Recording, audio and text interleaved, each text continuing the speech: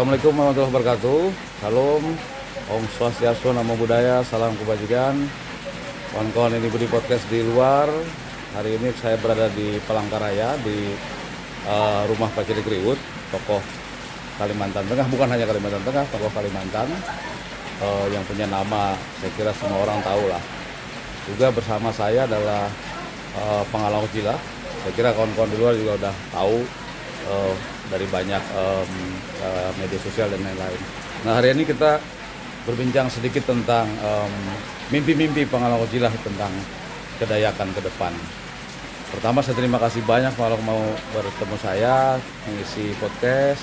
Mudah-mudahan bermanfaat buat kawan-kawan di luar. Yang pertama mungkin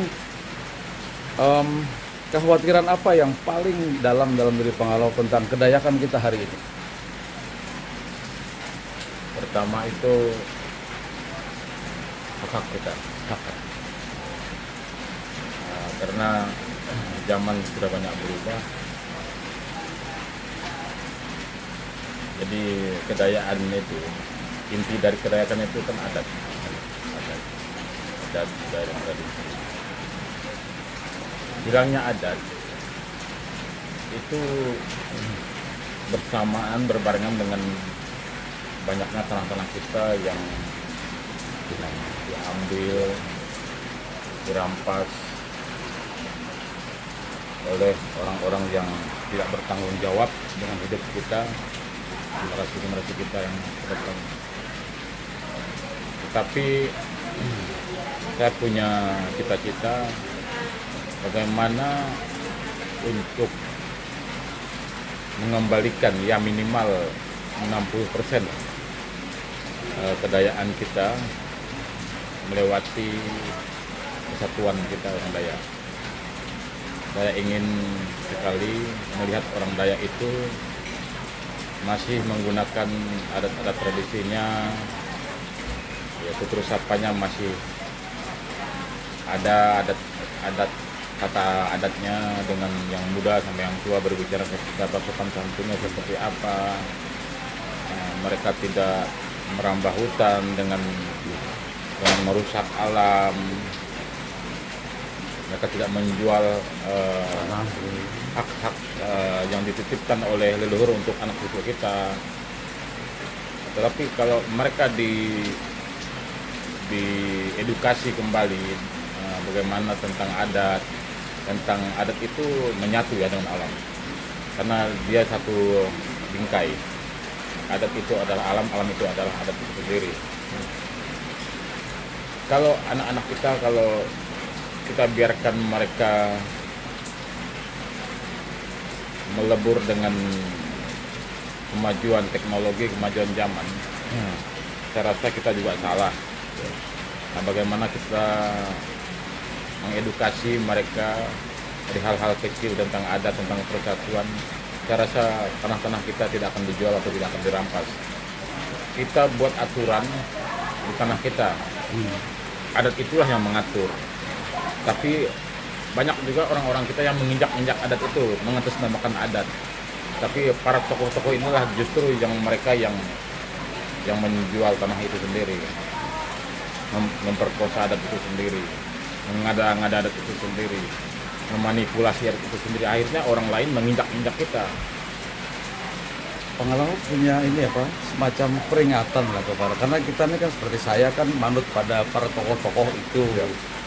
Ada semacam apa, warning atau apa gitu Pak, kepada kawan-kawan yang elit itu, gimana memimpin kawan-kawan Dayak itu?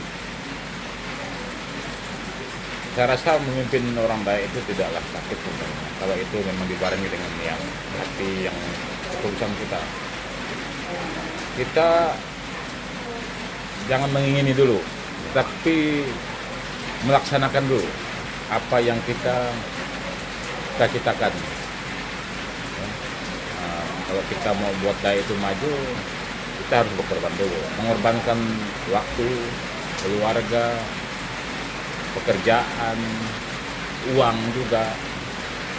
Tetapi kalau kita hitung-hitungan, berapa saya harus keluar, berapa waktu saya habis, berapa saya ninggalin anak istri, saya rasa Dayak itu bisa hancur kalau kita tidak ada yang memulainya. Tapi kalau itu kita mulai dari diri kita, keluarga kita, apalagi kita semua, kapan lagi kita harus memperdulikan orang Dayak? Tidak mungkin orang lain yang bisa peduli dengan Dayak, pasti orang Dayak itu sendiri yang membangun orang Dayak. Ayo kita bersama-sama membangun Dayak ini pakai hati, pakai niat yang tulus, pakai adat budaya tradisi. Saya rasa para tokoh sudah tahu sebenarnya. Cuman mereka ketika orang menawar daerahnya, wilayahnya dengan perkebunan, apa bla-bla itu, tambangan dan lain-lain, ya dan lain-lain. Justru mereka ini dulu yang menerima semacam tawaran itu. Ketika ditawar itu mereka menolak di depan masyarakat, tapi di belakang mereka mengiyakan. Ini kadang-kadang yang tidak sesuai dengan hati nurani kedayakannya itu. Dayak itu luas, bukan dia sendiri itu. Dia harus memikirkan generasi kita. Dayak itu seperti apa? Yang saya takutkan kehancuran itu oleh orang Dayak itu sendiri. Bukan dari luar malah. Bukan dari luar, dari orang Dayak itu sendiri. Terakhir Pak Lauk, melakukan kemana-mana saya kira ya, ke beberapa daerah. Dari perjalanan itu, apa yang Pak Lauk simpulkan dari banyak perjalanan, bertemu banyak orang kemana-mana? Yang saya simpulkan ya, Kalimantan ini luar biasa. Eksotik, orangnya baik-baik, ramah. Mereka rindu akan kedayaan mereka rindu suatu sosok yang betul-betul mencintai Dayaknya. Dayak itu luar biasa, saya tidak bisa mengungkapkan kata-kata. Saya selalu meneteskan air mata kalau saya berada di kampung, melihat kampung-kampung kita tidak dipedulikan, tidak dibangun. Kalimantan ini sudah dikuras, eksploitasi habis ya. Eksploitasi habis udah sekitar 60%. Yang tersisa ini sedikit saja lagi. Tapi pembangunan itu, janji-janji mereka yang bekerja di sini itu mau membangun fisik, membangun rumah sakit, memberikan beasiswa, memberikan pekerjaan, tapi semua itu bohong. Tidak ada realisasi semuanya. Semuanya itu hanya cerita, ide perampok aja. Karena Pak Karno sendiri berbicara,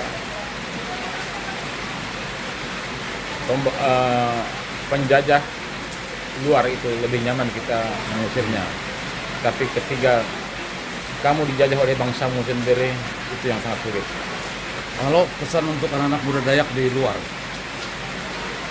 yang di luar di Kalimantan yang lagi mengenyam pendidikan, tolonglah